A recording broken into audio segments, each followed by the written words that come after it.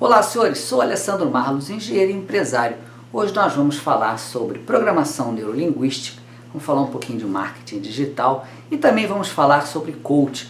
Eu confesso que estava um pouco receoso de gravar esse vídeo, mas eu senti que eu tinha uma certa obrigação de gravar ele. Então vamos ver como é que vai sair, eu espero que eu consiga, tá? Então eu vou falar para vocês aqui como é que eu passei dessa vida aí assistindo várias pessoas ao longo de todos esses anos, sem perder o fio da meada, sem ser um seguidor de seita nenhuma, tá? Então já escutei bastante gente aí, Laí Ribeiro, Pastor J.R. Soares, Sila Malafaia, Conrado Adolfo, Érico Rocha, uma rapaziada eu já assisti bastante vídeo, né?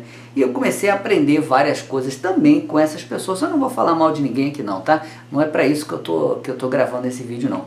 Mas eu vou falar para vocês conceitos sobre os conceitos dessas duas técnicas, né, o PNL e o coach. Vou falar para vocês as armadilhas dessas coisas e vou explicar para vocês como é que foi a minha trajetória e como é que eu consigo hoje assistir o vídeo, estudar, conversar com uma pessoa e perceber quais são as técnicas que estão sendo aplicadas ali, o que está rolando, que algumas coisas que ajudaram na minha vida, tá? E vamos começar com a minha história aí, que vou começar essa minha história a partir de 2006. Bom, eu estava trabalhando de sócio com uma outra pessoa que hoje é a minha esposa. E nós estávamos trabalhando juntos de maneira virtual. Ela já tinha um outro emprego, eu estava começando um outro trabalho. E a gente começou a atender consultoria empresarial, eu também desenvolvia site, vendia computador, fazia de tudo um pouco. Era muito mais novo do que hoje em dia, né? Até que um belo dia, um cliente desses que veio por intermédio de networking, ele devia ter aí uns 20 anos mais velho que eu. E de repente eu comecei a perceber que ele sabia demais a meu respeito. E ele começou a falar da minha vida ali inteira. Ele falou da minha vida do início até aquele presente momento. E me deixou meio assustado. Até que de repente ele falou assim: estava procurando você. Você vai fazer o seguinte, você vai ler a Bíblia, tal assunto. E ele começou a me mandar trechos da Bíblia para eu ler. No momento eu fiquei meio desconfiado. Se você tem algum problema com isso, se você não quiser mais ver, você pode desligar e passar para o próximo vídeo. Mas se você quiser saber como foi que eu passei por esse momento aí, você continua no vídeo, tá? E a partir dali, a minha vida começou a entrar num verdadeiro espiral de loucura. Foi realmente um verdadeiro inferno. Comecei a ouvir o cidadão e comecei a ler a Bíblia. Isso começou a me dar uma paranoia muito louca. Eu lia de manhã, lia à tarde. O que aconteceu? Me separei das pessoas que eu estava me relacionando naquela época. Larguei o emprego, saí de casa, rompi com a minha família inteira. Bom, a minha vida virou um inferno. Eu continuei lendo a Bíblia. Tempo depois, alguns anos depois, esse cidadão aí, que era meu cliente, desapareceu. Na poeira, do mesmo jeito que veio, sumiu. Mas ao longo daquele tempo, eu aprendi a ler sozinho. Eu já conseguia saber o que eu tinha que ler. No momento em que eu lia a Bíblia, eu me preparava para o dia seguinte. Eu já começava a saber o tamanho do problema que vinha antes. E eles vieram. Quem diz a você que lê, que está tudo bem, não sai modificado, não leu. Então eu comecei a fazer um estudo da Bíblia. Tudo bem. Um determinado momento lá, pelo ano de 2007, mais ou menos, 2007, eu me mudei para um apartamento muito pequenininho, não tinha cozinha, eu não tinha televisão, não tinha nada, não tinha nem geladeira. Mas eu tinha um computador, eu trabalhava nesse computador, um belo dia eu comprei uma placa de TV. Eu sabia mexer bastante, hoje em dia eu não tenho mais essa aptidão não. Eu encaixei a placa de TV ali e comecei a ver o J.R. Soares, comecei a ver o Silas Malafaia. O J.R. Soares, aquele cara, sabe muito da Bíblia. Ele falou um trecho muito interessante, ele falou que em toda a Bíblia só existe um lugar que permite você separar, está em Mateus. Eu já tinha lido essa passagem, eu já sabia disso quando ele falou, porque eu já tinha lido a Bíblia inteira quando ele falou aquilo ali.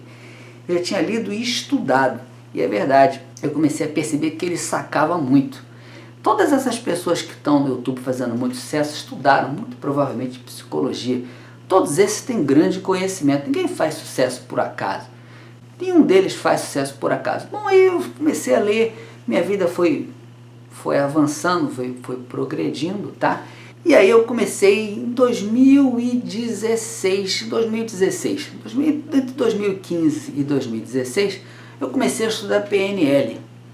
Comecei a me interessar por determinadas pessoas, tá? Uma das pessoas que eu comecei a estudar programação neurolinguística foi o Lai Ribeiro e foi também Hélio Couto. Bom, o que é o PNL? Se você for me perguntar, não vou dar aquela respostinha de Wikipedia, não, se Wikipedia, não sei como é que pronuncia. Se você for lá ver no Wikipedia, você vai ver que esse conceito foi em 1970, Estados Unidos, 2 caras e tal.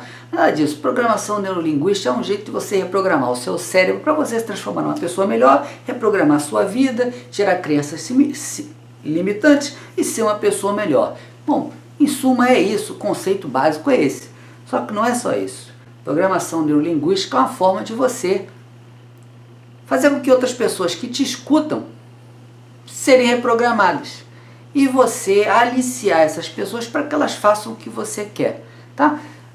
Basicamente foi isso que se tornou o PNL no Brasil. Pelo menos foi o que eu passei a assistir.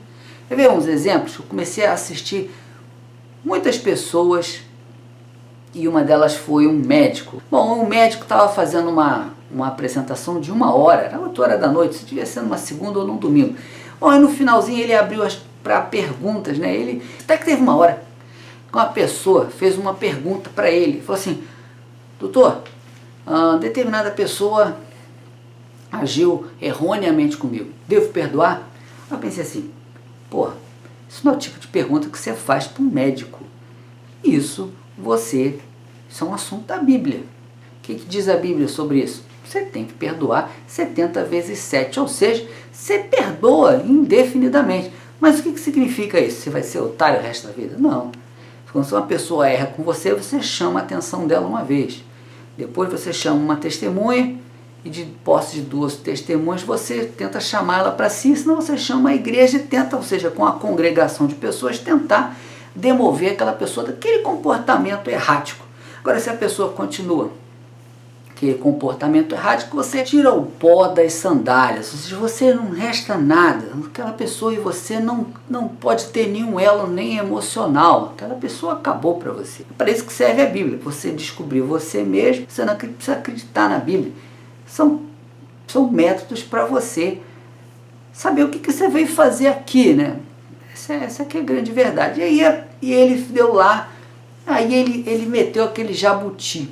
Então ele meteu esse jabuti aí, ele meteu a opinião dele ali no meio de um assunto que não fazia parte do conhecimento dele. Ele já meteu a opinião dele ali. E várias vezes você vai assistir pessoas que têm um bom conhecimento, demonstram um bom conhecimento, e no final você já está lúcido que aquela pessoa tem um bom conhecimento, ele vai e mete aquela vontade dele ali, aquele conceito ali, que na verdade é uma opinião, não tem nada a ver. Vê um outro, você já foi escutar um canal de política e de repente o cara começou o assunto dizendo como é que foi a proclamação da República. Ele pegou um texto que foi do Eduardo Bueno. Eduardo Bueno é um historiador aí bem famoso. Ele também está no YouTube, embora ele não seja o historiador que eu mais gosto. Ele falou que a nossa proclamação da República foi uma piada. Deve ter sido mesmo. E ele faz textos fidedignos mesmo. E esse cidadão, tentando embutir a opinião dele, primeiro o que ele fez? Demonstrou um grande conhecimento. Ele sabia exatamente o que o historiador tinha dito a respeito desse assunto. Na verdade, a nossa proclamação da República veio num ataque de ciúmes do Marechal Deodoro da Fonseca, e acabou derrubando o rei. Mas o fato é que ele encantava as pessoas. Pô, esse cara sabe o que está fazendo, sabe o que está falando. Aí depois que ele demonstrou uma certa autoridade, ele começou a falar mal do governo atual. Isso foi em 2016, você faz as contas para você ver de quem que eu estou falando aí. Porra, ele pegou um golpe de Estado para fazer um paralelo com a não governabilidade daquele momento da nossa história fatídica, da nossa política. Ou seja, ele pegou um conhecimento que ele tinha para demonstrar uma autoridade, uma suposta autoridade, para meter a opinião dele na cabeça das pessoas. E funcionou como uma beleza. Então, nossa programação neurolinguística, ela primeiro passa pelo conceito de autoridade, gestos, o tom, a forma com que você fala, a desenvoltura com que você fala, para que você pegue uma autoridade e depois você vende camiseta, vende curso, cheio de pastor milionário por aí. Mas vamos lá, o que pastor tem que entender? Pastor tem que entender da Bíblia. Ah, pastor pode até ter o curso de teologia, tem que ter mesmo. Agora, pode um pastor ser milionário? Pode isso? Onde está escrito isso na Bíblia, que pastor é milionário?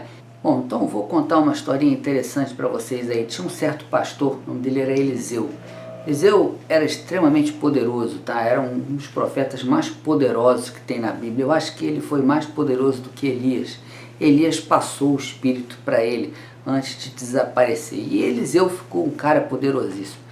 E nessa época, Israel ele tinha um inimigo muito poderoso, que era a Síria. Um determinado general da Síria, o tal de Naamã, ele tinha o Espírito de Deus nele. Esse general tinha o Espírito de Deus para atacar Israel. Na época, os israelitas estavam aprontando muito. Deus resolvia colocar inimigos à volta de Israel, né?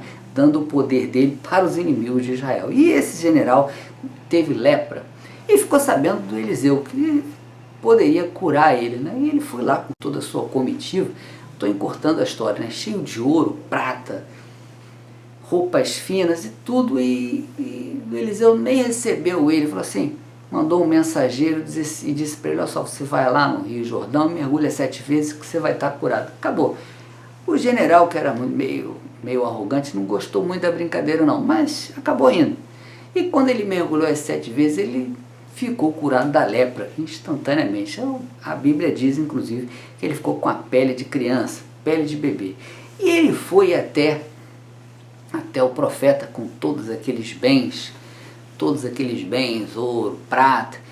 E aí Eliseu foi receber ele. Disse: não, você não precisa me dar nada.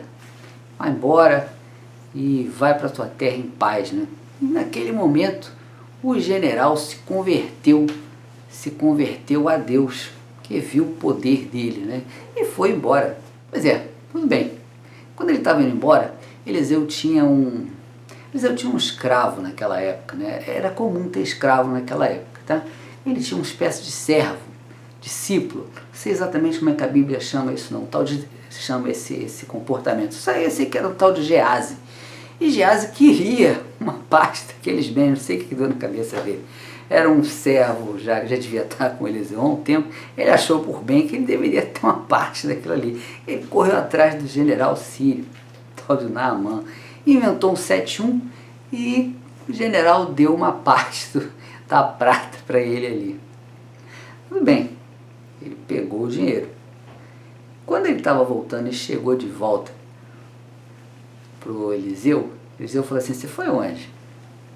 Antes que ele mandasse um caô, ele disse: pô, você acha que eu não te vi em espírito quando você desceu, quando você se encontrou com o general? Agora você vai fazer o seguinte: a lepra que estava nele vai cair em você e em toda a sua família. Pois é, gente, a Bíblia é engraçada, né? Isso deve ter sido em Reis, alguns capítulos depois desse mesmo livro, você vê que Israel venceu. Israel não, Deus venceu uma batalha contra os mesmos sírios. E os despojos de guerra foi para o povo de Israel, né? Então, naquele momento, não era para que os despojos fossem dados a Eliseu nem a ninguém mais. Não era aquele momento. Deus é que sabe o momento de você receber uma dádiva ou não. Porque se tudo é dele, você não precisa passar por cima de ninguém, tá certo? Então, naquele momento ali, olha que engraçado. Aquele servo, a Bíblia não diz que ele não ficou com dinheiro. Ficou. E ele ficou com lepra. Ele e a família dele inteira, né? Então, muitos desses pastores aí que têm dinheiro demais aí, eles podem, de repente, estar trazendo uma condenação para si, né? Porque em nenhum momento a Bíblia fala disso. Você vê em Atos, por exemplo, em que Pedro, ele recebia dinheiro de toda a congregação, ele repartia entre todos, né? Ninguém faltava. Se você lê aí a passagem que está aqui, vai ver claramente que todos repartiam entre si, ninguém tinha de mais, ninguém tinha de menos. Então eu não consigo entender quando um pastor se diz de direita, um pastor se diz disso, se diz daquilo. Não existe isso. A Bíblia, é claro, reparte igualmente. Não existe isso. Padre ter milhões, pastor ter bilhões. Não existe isso. Não existe nenhum caso concreto na Bíblia em momento nenhum. Então, se algum pastor quer fazer algum tipo de enriquecimento, como a gente vê, cansa de ver padre denunciado, pastor denunciado, receber milhões, não existe isso. Não existe isso na Bíblia. Essas pessoas têm que estar, eles têm que estar a serviço do Senhor, né? Para isso que serve.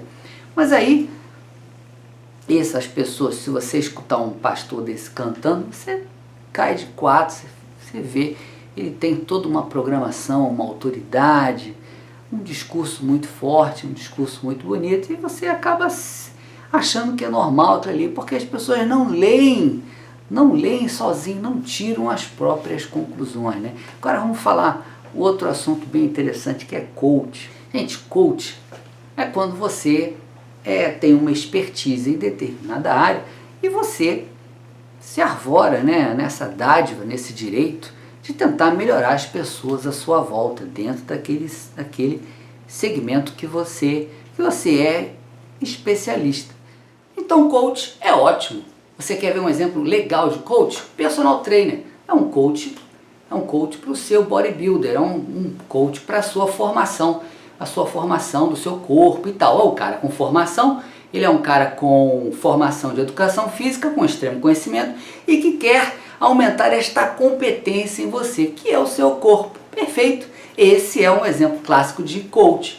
Eu posso ser um grande consultor se eu tiver formação para isso, vivência, e apresentar soluções para determinado segmento da carreira da pessoa. Eu posso fazer uma consultoria, ó, nessa sua empresa, nesse segmento aqui de TI, por exemplo, eu posso dizer, porque eu sou engenheiro, eu tenho uma formação no caso, tenho mais de não sei quantos anos de experiência de empresa e vou te dar uma orientação aqui, beleza? Tá ótimo, você tem a formação e você vai tentar ajudar a pessoa a construir alguma coisa. Esse não é o problema do coach. O problema do coach é quando pessoas que não têm a formação querem ensinar. E aí temos aí os grandes clássicos problemas, coach quântico, bioquinese, ou sei lá os tipos de coach que existem por aí. Quais são os problemas?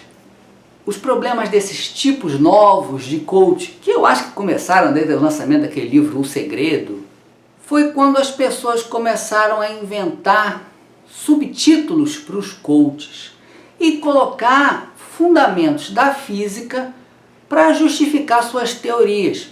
Uma coisa é eu dizer para você que pela fé você remove montanha, você transforma a Coca-Cola em Pepsi. Beleza, pela fé, estou dizendo para você que eu vou conseguir provar para você uma série de coisas se eu conseguir realizar coisas maravilhosas. E aí tudo bem, estou usando a fé. Agora, quando você usa um conceito físico da física e interpreta ao seu bel prazer para justificar uma falácia, aí você já está cometendo um crime. E nós temos presenciado isso não só no Brasil, vou falar do Brasil. Coach quântico. Então, de onde veio isso? Bom, segundo esses profetas aí, coach quântico é uma explicação de que você consegue fazer maravilhas somente pela sua vontade. Bom, isso aí significa que você é Deus. Mas no coach quântico, eles pegam uma experiência da física, do ramo da mecânica quântica, faz uma interpretação errada e baseado nessa interpretação errada, eles convencem a pessoa de que elas podem fazer qualquer coisa. Tipo, trocar a cor do olho, crescer, diminuir, ser milionário. Gente, se essas coisas todas fossem maravilhosas e funcionassem, o Brasil não estava na miséria em que está. E como nunca apresentou antes, nunca se viu tanta miséria no Brasil como agora. O Brasil está se desfacelando. Se fosse tudo bom, não tinha essa horda de desempregados. Esse vídeo está sendo gravado em setembro de 2020. Nunca se viu isso no Brasil, nunca.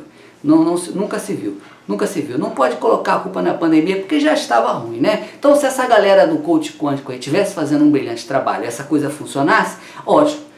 Até as próprias igrejas, se Deus estivesse tão do lado das igrejas, o Brasil não estava esse colapso, esse monstro que é um matando o outro aí, crucificando o outro à torta e à direita, não é isso? Então vamos ver o que eles estão dizendo para justificar suas teorias. Esses coaches quânticos, eles interpretam uma experiência que é feita na mecânica quântica. Eles chamam de física quântica, mas o certo é mecânica quântica. Você quer perguntar alguma coisa de física? Vá lá para alguém que tem doutorado em física. Não vai perguntar para um psicólogo. O que o psicólogo sabe sobre física? A gente mal sabe escrever português, escrever uma frase. Eu tenho dificuldade em achar pessoas para trabalhar comigo que saibam escrever uma frase completa. Imagina física quântica, mecânica quântica. Vamos lá, eles têm uma experiência que eles chamam de experiência da dupla fenda. A experiência da dupla fenda é o seguinte: você tem um anteparo, coloca 2 furinhos ali naquele anteparo e manda um elétron por ali. Acreditava-se que o elétron era só tinha partícula física. Mas acontece que ele passa pelaquela dupla fenda ali e faz uma refração. Significa que ele tem um comportamento de onda. E aí bate no anteparo que fica depois desses 2 furinhos e faz ali umas marcações, tá certo? O que é a viagem? A viagem da física quântica, a viagem. Eles dizem que dependendo do observador, se você coloca um observador para ver por onde passa o elétron por esses dois furinhos, o elétron percebe que está sendo observado e aí ele passa por um buraco ou pelo outro. Gente, física não é magia. Magia é outra coisa. Física não é assim. Primeiro, ninguém fica olhando. Não existe isso. Alguém fica olhando. Isso é um elétron. O olho humano não consegue observar. Existem sim na física mecanismos para fazer detecção por onde passa o elétron. Mas não existe isso de você saber se o elétron sabe que está sendo observado, ele vai passar por aqui ou por ali. Esta viagem na maionese, tem vários vídeos explicando errado, essa falácia, essa mentira. Você quer saber como é que funciona a física? Você vai lá, pergunta para um físico como é que funciona isso, tá? Não é assim, isso não existe. E aí, baseado nessa interpretação errônea, eles acreditam que se você observar o elétron, o comportamento dele vai mudar. Ou seja, eles pensam que são deuses e fazem você acreditar nisso. Fazendo você acreditar que você é Deus, que se você estiver olhando para uma coisa, ela vai acontecer de um jeito ou vai acontecer do outro, você é mago, você é Deus, você pode fazer tudo. E aí, nessa magia, eles inventaram bioquinese, inventou mecânica quântica, coach quântico. Essas invenções aí partiram dessa interpretação errada da física. Isso não existe. Então aí, baseado nessa interpretação errada de que você é Deus e você faz tudo, e se você não conseguir é porque a culpa é sua, na verdade, o que essas pessoas que se autodenominam coaches quânticos fazem? Vendem produtos para você, vendem cursos, e eles dizem o seguinte: a estratégia é assim, pensa positivo que vai dar tudo certo. Se não der certo, a culpa é sua porque você não fez o pensamento positivo direito. Isso é culpabilidade da vítima. Ele está culpando a vítima por ela não conseguir alguma coisa. Quando o sucesso nem sempre depende de você. Não pode chegar, como eu já vi em muitos vídeos no YouTube, o cara culpar o mendigo por ele ser mendigo. Não é assim. Você não pode dizer para ele: se você quisesse, você seria rico. O cara está passando fome ali, cara, tem certeza? Bota um pouquinho de consciência humana no seu cérebro, ver se isso é verdade.